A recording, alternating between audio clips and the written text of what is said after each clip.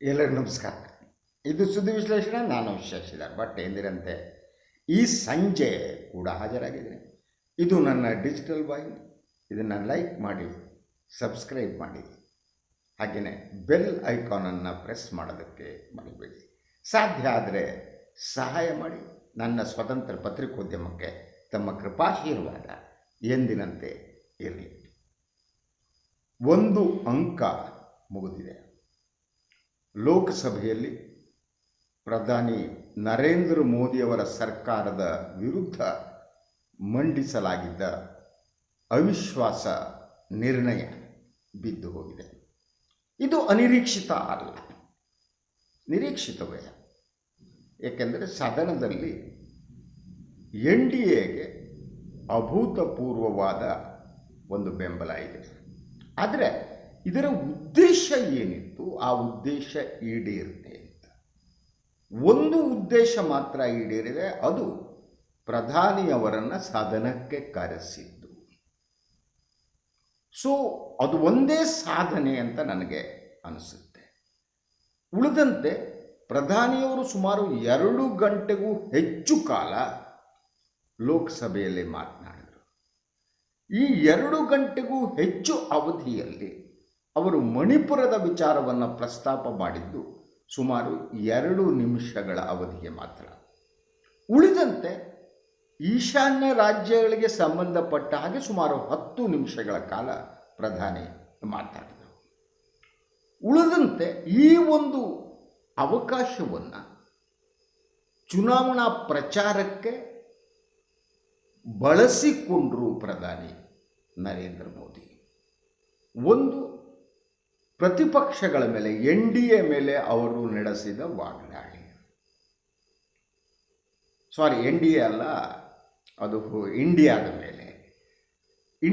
ಮೇಲೆ ಅವರು ನಡೆಸಿದ ವಾಗ್ದಾಳಿ. ಇದು ಒಂದು ಭಾಗ.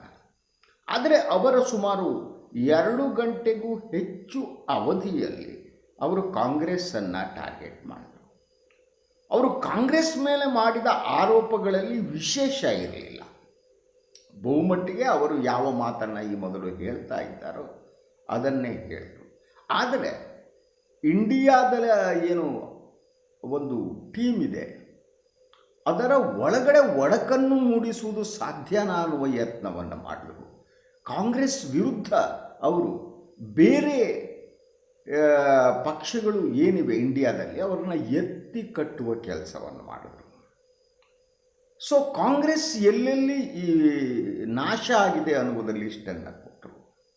ಹಾಗೆಯೇ ಪಶ್ಚಿಮ ಬಂಗಾಳ, ಕೇರಳ,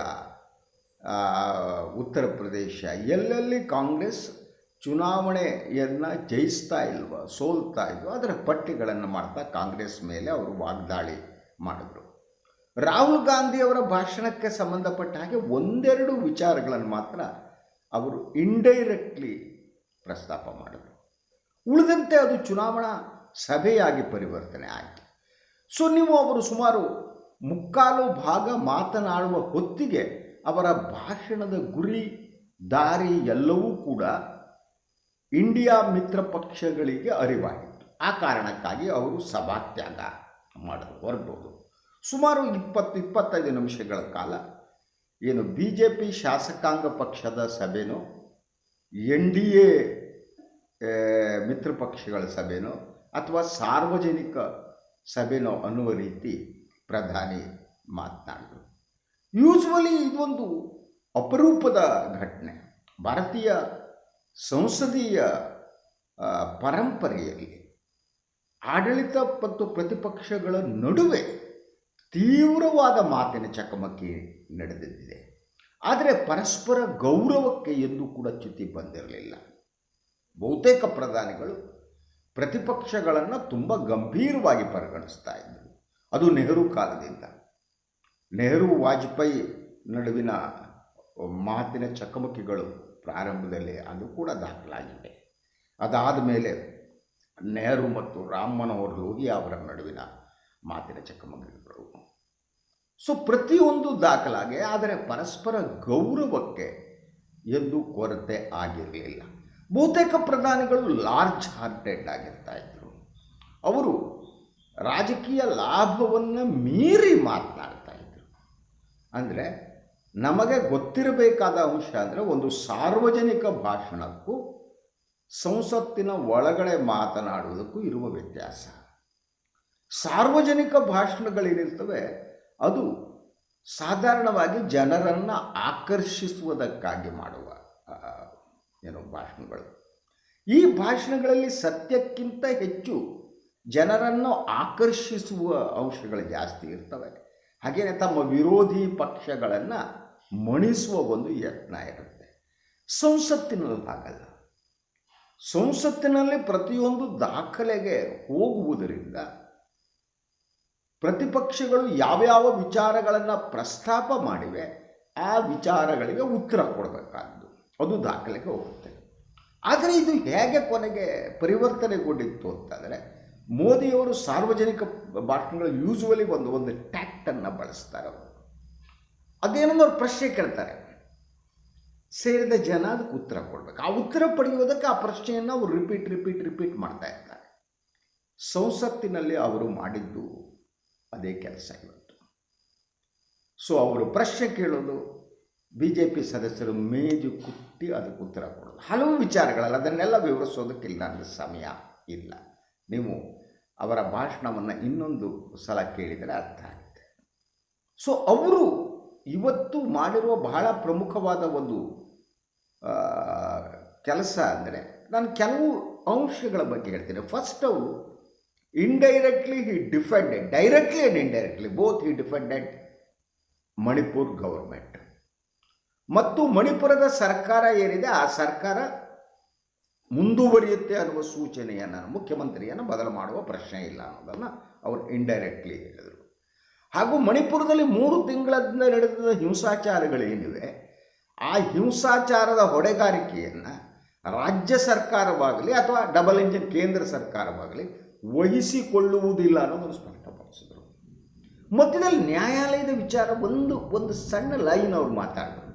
ನ್ಯಾಯಾಲಯದಲ್ಲಿ ವಿಚಾರ ಬಂದಿದೆ, ನ್ಯಾಯಾಲಯದಲ್ಲಿ ಏನು ತೀರ್ಪು ಹೇಗಾಗುತ್ತೆ ಗೊತ್ತು ಅನ್ನುವ ರೀತಿ ಒಂದು ವಾಕ್ಯ ಇತ್ತು ಅವರು. ಅಂದರೆ ನ್ಯಾಯಾಲಯದ ಮಧ್ಯಪ್ರವೇಶದ ಬಗ್ಗೆಯೂ ಕೂಡ ಪ್ರಧಾನಿಯವರಿಗೆ ಅಸಹನೆ ಇತ್ತು ಅನ್ನೋದು ಅವರ ಭಾಷಣದಲ್ಲಿ ಕಂಡುಬಂತು. ಇದು ಬಿಟ್ಟರೆ ಅವರು ಮಣಿಪುರದ ವಿಚಾರವನ್ನು ಪ್ರಸ್ತಾಪ ಮಾಡದೆ ಈಶಾನ್ಯ ರಾಜ್ಯಗಳಲ್ಲಿ ಕಾಂಗ್ರೆಸ್ ಏನು ಮಾಡ್ತಾ ಬಂತು, 1962 ವಿಚಾರವನ್ನು ಪ್ರಸ್ತಾಪ ಮಾಡಿದ್ರು, 66 ವಿಚಾರವನ್ನು ಪ್ರಸ್ತಾಪ ಮಾಡಿದ್ರು. ಅದನ್ನು ಮಾಡ್ತಾ ಮಾಡ್ತಾ ಮಾಡ್ತಾ ಕಾಂಗ್ರೆಸ್ಸನ್ನು ಟೀಕಿಸುವುದೇ ತನ್ನ ಪರಮಧರ್ಮ ಅಂತ. ಓಕೆ ಫೈನ್, ಕಾಂಗ್ರೆಸ್ ವಿಫಲ ಆಗಿರ್ಬೋದು ಈಶಾನ್ಯ ರಾಷ್ಟ್ರಗಳನ್ನು ರಾಜ್ಯಗಳನ್ನು ಹ್ಯಾಂಡಲ್ ಮಾಡೋದಕ್ಕೆ. ಆದರೆ ನೀವು 3 ತಿಂಗಳಿಂದ ಅಲ್ಲಿ ಹಿಂಸಾಚಾರ ನಡೀತಿದೆ, ಆ ಬಗ್ಗೆ ತುಟಿ ಪಿಟಕ್ಕಂತಿಲ್ಲ. ಒಂದು ಸಣ್ಣ ಮಾತು ಸಿಂಪತಿ, ಅದು ಲಿಪ್ ಸಿಂಪತಿ ಅಂತಾರೆ ನಮ್ಮಲ್ಲಿ. ಹಿಂಗಾಗಬಾರ್ದಾಗಿತ್ತು ಕೊಂಡ್ರಿ, ಎಲ್ಲರೂ ತಲೆ ತಗ್ಸು. ಅಲ್ರಿ, ಹೀಗಾಗಬಾರ್ದಿತ್ತು, ಅದಕ್ಕೆ ನಿಮ್ಮ ಹೊಣೆಗಾರಿಕೆ ಇಲ್ವಾ ಅನ್ನುವ ಪ್ರಶ್ನೆ ಏನಿದೆ ಆ ಪ್ರಶ್ನೆಗೆ ಪ್ರಧಾನಿಯವರಿಂದ ಉತ್ತರನೇ ಇಲ್ಲ. ಸರ್ಕಾರ, ರಾಜ್ಯ ಮತ್ತು ಕೇಂದ್ರ ಸರ್ಕಾರದ ವೈಫಲ್ಯವನ್ನು ಮುಚ್ಚಿ ಹಾಕುವುದಕ್ಕೆ 1962, 66 ಮಿಜೋರಾಂನಲ್ಲಿ ಏನಾಯಿತು, ನಾಗಾಲ್ಯಾಂಡ್ನಲ್ಲಿ ಏನಾಯಿತು, ಆಸಾಂನಲ್ಲಿ ಏನಾಯಿತು, ಅದೆಲ್ಲ ಮಾಡಿದ್ದಕ್ಕೆ ಕಾಂಗ್ರೆಸ್ನ ಬಡಿದು ಜನ ಮನೆಗೆ ಕಳಿಸಿದ್ದಾರೆ. ನೀವು ಬಂದು ಕುತ್ಕೊಂಡು ಹರಿದು ಕಟ್ಟೆ ಹಾಕೋದು ಏನು? ನೀವು ನಿಮ್ಮ ಆಡಳಿತದ ಬಗ್ಗೆ ಮಾತನಾಡಿ, ನಿಮ್ಮ ಸರ್ಕಾರದ ಬಗ್ಗೆ ಅವಿಶ್ವಾಸ ವ್ಯಕ್ತಪಡಿಸಿದ್ದೆ ಹೊರತು 1962, 66ರಿಂದ ಕಾಂಗ್ರೆಸ್ ಸರ್ಕಾರದ ಮೇಲಿನ ಅವಿಶ್ವಾಸ ನಡೆಯ ಅಲ್ಲ. ಆ ಸರ್ಕಾರ ಈಗ ಅಸ್ತಿತ್ವದಲ್ಲೇ ಇಲ್ಲ. ಅಂದರೆ ನೀವು ಇತಿಹಾಸದ ವೈಫಲ್ಯಗಳನ್ನು ಮಾತಾಡ್ತಾ ವರ್ತಮಾನದ ವೈಫಲ್ಯಗಳನ್ನು ಮುಚ್ಚಿಕೊಳ್ಳುವುದಕ್ಕೆ ಯತ್ನ ಮಾಡ್ತಿದ್ದೀರಿ. ಅದು ಆ ಸ್ಟ್ರಾಟಜಿಯನ್ನು ಅವರು ಬಳಸಿದ್ದು. ಮತ್ತು ಕಾಂಗ್ರೆಸ್ನವರು ಸಭಾತ್ಯಾಗ ಮಾಡಿದ ಮೇಲೆ ಅವರು ಒಂದು ಮಾತು ಹೇಳಿದರು, ಏನು ಅಂದರೆ ದೇಶದ ಜನ ಇದನ್ನು ನೋಡ್ತಿದ್ದಾರೆ. ಸೊ ನಿಮ್ಮ ಮೊದಲು ಹೇಳಿದೆ, ಒಂದು ಅವರು ಮಣಿಪುರ ಸರ್ಕಾರ ಕಂಟಿನ್ಯೂ ಆಗುತ್ತೆ ಅನ್ನೋ ಸ್ಪಷ್ಟಪಡಿಸಿದ್ದು. ಎರಡನೇದು ಅವ್ರು ಹೇಳಿದ್ದು 2024 ಏನು ಚುನಾವಣೆ ಬರ್ತಿದೆ ಆ ಚುನಾವಣೆಯಲ್ಲಿ ನಮ್ಮ ಪಕ್ಷವೇ ಗೆಲ್ಲುತ್ತೆ ಮತ್ತು ನಾನೇ ಪ್ರಧಾನಿ ಆಗ್ತೀನಿ. ಎಸ್, ಈ ಸಂದೇಶವನ್ನು ಅವರು ಪಕ್ಷದ ಒಳಗಡೆ ಇರುವವರಿಗೆ ಕೊಟ್ಟರು, ಪಕ್ಷದ ಹೊರಗಡೆ ಇರುವವರಿಗೆ ಕೊಟ್ಟರು, ಪ್ರತಿಪಕ್ಷದವರಿಗೆ ಕೊಟ್ಟರು, ಸಂಘ ಪರಿವಾರದ ಕೊಟ್ಟರು. ಅಂದರೆ ಮುಂದಿನ ಚುನಾವಣೆಯ ನಂತರವೂ ನಾನೇ ಪ್ರಧಾನಿ. ಈ ಮಾತನ್ನು ಈಗ ಒಂದು ವಾರದ ಹಿಂದೆ ಅವರು ಹೇಳಿದರು. ಯಾಕೆ ಪದೇ ಪದೇ ಅವರು ನಾನೇ ಪ್ರಧಾನಿ ಎನ್ನುವ ಮಾತನ್ನು ಆಡ್ತಾರೆ ಮೋದಿಯವರು? ಒಳಗಡೆ ಏನಾದರೂ ಅಪಸ್ವರ ಇದೆಯಾ? ಯೋಗಿ ಆದಿತ್ಯನಾಥ್ ಅಂತವ್ರನ್ನ ಎತ್ತಿ ಕಟ್ಟುವ ಒಂದು ಪ್ರಕ್ರಿಯೆ ನಡೀತಿದೆಯಾ? ಸಂಘ ಪರಿವಾರ ಸೀರಿಯಸ್ ಆಗಿ ಮೋದಿಯವರ ಅದು ಸಾಕು ಇನ್ನೊಬ್ಬರನ್ನು ತರೋಣ ಅನ್ನೋ ಮನಸ್ಥಿತಿಯಲ್ಲಿದೆಯಾ? ಅವರಿಗೆ ಒಂದು ಸಂದೇಶವನ್ನು ಮೋದಿ ಕೊಡ್ತಿದ್ದಾರೆ, ಅಥವಾ ಇಡೀ ದೇಶದ ಜನಗೆ ನಾನೇ ಪ್ರಧಾನಿ ಆಗ್ತಾನೆ, ಡೋಂಟ್ ವರಿ ನಮ್ಮ ಅಂತ ಹೇಳುವ ಮೂಲಕ ತಮ್ಮ ಕಾರ್ಡನ್ನು ಬಳಸ್ಕೊತಿದ್ದಾರೆ ಚುನಾವಣೆ? ಇದು ಯಾವುದು ಬೇಕಾದರೂ ಆಗೋಕ್ಕೆ ಸಾಧ್ಯತೆ ಇದೆ. ಇದು ಹೀಗೆ ಅಂತ ಹೇಳೋದು ಕಷ್ಟ, ಬಟ್ ಈ C as that game plan ಅಂತ. ಸೊ ಆ ಮೆಸೇಜನ್ನು ಅವರು ಕೊಟ್ಟರು. ಅದರ ಜೊತೆಗೆ ನೀವು 2 ಗಂಟೆಗೂ ಹೆಚ್ಚು ಕಾಲ ಕಾಂಗ್ರೆಸ್ಸನ್ನು ಟೀಕಿಸಬೇಕಾದ ಅಗತ್ಯನೇ ಇರಲಿಲ್ಲ. ಕಾಂಗ್ರೆಸ್ ಅಧಿಕಾರ ಕಳೆದುಕೊಂಡಿದೆ, ಅನುಮಾನನೇ ಇಲ್ಲ. ಕಾಂಗ್ರೆಸ್ ಹಲವು ರಾಜ್ಯಗಳಲ್ಲಿ ವಾಶೌಟ್ ಆಗೋಗಿದೆ, ಅನುಮಾನ ಇಲ್ಲ. ಎಲ್ಲರಿಗೂ ಗೊತ್ತಿರೋ ಸತ್ಯ ಅದು ಅಲ್ವಾ? ಉತ್ತರ ಪ್ರದೇಶದಲ್ಲಿ ಬಹಳ ಕಾಲ ಆಯಿತು ಅಧಿಕಾರ ಕಳೆದುಕೊಂಡು. ಹಾಗೆಯೇ ಪಶ್ಚಿಮ ಬಂಗಾಳದಲ್ಲಿ ಬಹಳ ಕಾಲ ಆಯಿತು, ಅನುಮಾನ ಇಲ್ಲ. ಹಾಗೆಯೇ ನೀವು ಈಶಾನ್ಯ ರಾಜ್ಯಗಳಲ್ಲಿ ಕೆಲವು ರಾಜ್ಯಗಳಲ್ಲಿ ಅಧಿಕಾರ ಕಳೆದುಕೊಂಡಿದೆ, ಅನುಮಾನ ಇಲ್ಲ. ಅದನ್ನೇ ಯಾಕೆ ತಾವು ಪ್ರಸ್ತಾಪ ಮಾಡ್ತೀರಿ? ಇದು ಕಾಂಗ್ರೆಸ್ ಮೇಲಿನ ಅವಿಶ್ವಾಸ ಗೊತ್ತುವಳಿ ಅನ್ನುವಂತೆ ಪ್ರಧಾನಿ ಪ್ರತಿಬಿಂಬಿಸ್ತಾ ಹೋಗಿದ್ದು. ಆದರೆ ಅವಿಶ್ವಾಸ ಗೊತ್ತುವಳಿ ಅವರ ಮೇಲಾಗಿತ್ತು. ಅದರ ಜೊತೆಗೆ ಪ್ರಧಾನಿಯವರಿಗೆ ಈ ಇಂಡಿಯಾ ಅನ್ನುವ ಗಠಬಂಧನ್ ಏನಿದೆ ಅದರ ಮೇಲೆ ಯಾಕೋ ಒಂದು ರೀತಿಯ ಭಯ ಇದ್ದಂತೆ ಕಾಡ್ತಾ ಇತ್ತು. ಅದರ ನೇತೃತ್ವ ವಹಿಸಿರುವ ಕಾಂಗ್ರೆಸ್ ಮತ್ತು ಈ ಒಂದು ವಿರೋಧಿ ಪಕ್ಷಗಳ ಈ ಒಂದು ವೇದಿಕೆ ಏನಿದೆ ಅದನ್ನು ನಾಶಪಡಿಸೋಕ್ಕೆ ಸಾಧ್ಯನಾ ಅನ್ನುವ ಯತ್ನ. ಯಾಕೆಂದರೆ ಅವರು ಹೇಗೆ UPA ಅನ್ನೋದರ ತಿಥಿ ಆಯಿತು ಅನ್ನೋ ಮಾತು, ಬೆಂಗಳೂರಿನಲ್ಲಿ UPA ಅಂತಿಮ ಸಂಸ್ಕಾರವನ್ನು ನಡೆಸಲಾಯಿತು ಅಂತ. ಅವ್ರ ಹಣೆ ಬರ ಬಿಡಿ. ಕಾಂಗ್ರೆಸ್ ಬಗ್ಗೆ ನೀವು ಯಾಕೆ ಮಾತಾಡ್ತೀರಿ? ನಿಮ್ಮ ಬಗ್ಗೆ ಮಾತಾಡಿ, ಮಣಿಪುರದ ಬಗ್ಗೆ ಮಾತಾಡಿ, ಅಲ್ಲಿ ಮಹಿಳೆಯರ ಮೇಲೆ ನಡೆದ ಅತ್ಯಾಚಾರದ ಬಗ್ಗೆ ಮಾತನಾಡಿ, ಬೆತ್ತಲೆಯಾಗಿ ಮಹಿಳೆಯರನ್ನು ಕರ್ಕೊಂಡೋದ ಬಗ್ಗೆ ಮಾತನಾಡಿ, ಹಾಗೆಯೇ ಒಟ್ಟಾರೆಯಾಗಿ ಲಾ ಆ್ಯಂಡ್ ಆರ್ಡರ್ ಸಿಚುವೇಷನಲ್ಲಿ ಕೊಲ್ಯಾಪ್ಸ್ ಆದ ಬಗ್ಗೆ ಮಾತನಾಡಿ. ಪ್ರಧಾನಿ ಯಾವುದರ ಬಗ್ಗೆನೂ ಮಾತನಾಡಲಿಲ್ಲ. ಮುಖ್ಯ ವಿಚಾರಗಳು ಅದರ ಜೊತೆಗೆ ಸಾಧಾರಣವಾಗಿ ಅವಿಶ್ವಾಸ ನಿರ್ಣಯಗಳಿದ್ದಾಗ ನಾನು ಭಾಳ ಕಾಲದಿಂದ ನೋಡ್ತಾ ಇದ್ದೀನಿ, ಪ್ರತಿಪಕ್ಷದ ಸದಸ್ಯರುಗಳು ಯಾವ ವಿಚಾರವನ್ನು ಪ್ರಸ್ತಾಪಿಸ್ತಾರೋ ಅದಕ್ಕೆ ಸಭಾನಾಯಕರು ಪ್ರಧಾನಿಗಳು ಉತ್ತರ ಕೊಡಬೇಕು. ಬಟ್ ಅವು ಯಾವ ಅಂಶಗಳು ಟಚ್ ಮಾಡಿಲ್ಲ. ರಾಹುಲ್ ಗಾಂಧಿ ಹೇಳಿದ ಏನು ರಾವಣ ಇದೆ ಯಾವುದೋ ಒಂದೆರಡು ಸಂದರ್ಭಗಳಲ್ಲಿ ಅವರು ಪ್ರಸ್ತಾಪ ಮಾಡಿ, ಅದು ಬಿಟ್ಟರೆ ಪರಿವಾರವಾದ ಗಮಂಡ್ ಕಾಂಗ್ರೆಸ್ ಗಮಂಡ್ ಅಂದರೆ ಸೊಕ್ಕು ಅಹಂಕಾರ, ಅದು ನಾಶಪಡಿಸಿದೆ ಕಾಂಗ್ರೆಸ್ ಪಕ್ಷವನ್ನು. ಆಯಿತು, ಅಹಂಕಾರ ಅನ್ನೋದು ಕಾಂಗ್ರೆಸ್ ಪಕ್ಷವನ್ನು ಮಾತ್ರ ಅಲ್ಲ, BJPಯನ್ನೂ ಅದು ನಾಶಪಡಿಸುತ್ತೆ. ಅಹಂಕಾರವನ್ನು ಈ ದೇಶದ ಜನ ಸಹಿಸಲಾರರು.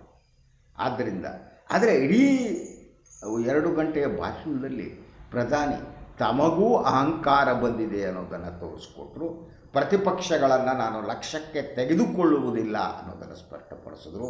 ಹಾಗೆಯೇ ತಮ್ಮ ನಿರ್ಧಾರವೇ ಅಂತಿಮ ಅನ್ನೋದನ್ನು ತೋರಿಸ್ಕೊಟ್ರು. ಮಣಿಪುರ ವಿಚಾರದಲ್ಲಿ ನಾನು ಕ್ಷಮಾಯಾಚನೆ ಒಂದು ಸಣ್ಣ ನಮ್ಮಿಂದ ತಪ್ಪಾಗಬಹುದೇ ಅನ್ನುವ ಮಾತನ್ನು ಕೂಡ ಆಡುವುದಿಲ್ಲ ಅನ್ನೋದನ್ನು ತೋರಿಸ್ಕೊಟ್ರು. ಅಲ್ಟಿಮೇಟ್ಲಿ ಇಲ್ಲಿ BJP ಮತ್ತು ಪ್ರಧಾನಿಯವರ ಅಹಂಕಾರವೇ ಮೆರಿತಾ ಇತ್ತು, ಗಮಂಡಿ ಮೆರಿತಾ ಇತ್ತು. ಕಾಂಗ್ರೆಸ್ ಇಂತಹ ಅಹಂಕಾರದಿಂದ ನೆಲೆ ಕಚ್ಚಿದ್ದೇ ನಿಜ. ಆದರೆ ಮೋದಿಯವರು ಹೇಳಿದ ಹಾಗೆ ಇದೇ ಅಹಂಕಾರದಿಂದ ಮೋದಿಯವರು ನೆಲ ಕಚ್ಚಬೇಕಾಗತ್ತೆ, BJPನೂ ನೆಲ ಕಚ್ಚಬೇಕಾಗತ್ತೆ. ಇದು ಈ ಹೊತ್ತಿನ ಸುದ್ದಿ ವಿಶೇಷ. ಇನ್ನೊಂದು ವಿಚಾರದೊಂದಿಗೆ ಮತ್ತೆ ಬರ್ತೀನಿ, ತಮ್ಮ ಜೊತೆ ಮಾತನಾಡ್ತೀನಿ. ನನ್ನ ವಾಹಿನಿಯನ್ನು ನೋಡಿ ಲೈಕ್ ಮಾಡಿ, ಹಾಗೆಯೇ ಸಬ್ಸ್ಕ್ರೈಬ್ ಮಾಡಿ, ಬೆಲ್ ಐಕಾನನ್ನು ಪ್ರೆಸ್ ಮಾಡೋದಕ್ಕೆ ಮರಿಬೇಡಿ. ಸಾಧ್ಯ ಆದರೆ ಸಹಾಯ ಮಾಡಿ, ನನ್ನನ್ನು ಮುನ್ನಡೆಸಿ. ತಮ್ಮ ಪ್ರೀತಿಯೇ ಬೆಂಬಲವೇ ನನಗೆ ಶ್ರೀರಕ್ಷೆ. ಎಲ್ಲರಿಗೂ ಶುಭ ರಾತ್ರಿ.